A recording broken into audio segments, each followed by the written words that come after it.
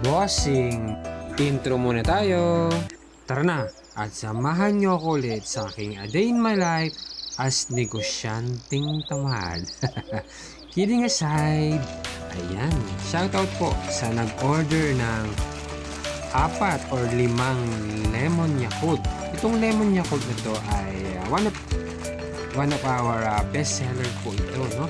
Napakabili po ito sa amin dahil hatid po nito ay magandang benefits po sa ating katawan, no?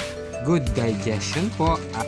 And of course, good source of vitamin C. No? Maraming salamat po sa mga sa nag-order po ng aming lemon Yakult, no?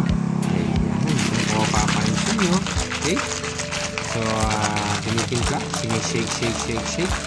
Okay, ng aking masipag na anak. Ayan. Tapos yan, ilalagay po yan sa isang baso ng 22 ounce. Okay. Yan po ang aming healthy lemonades.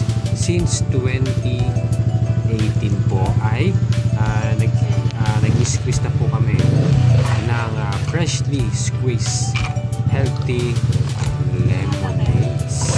Okay. So, paano? Hanggang dito lang muna mga bata. Maraming salamat. Love you!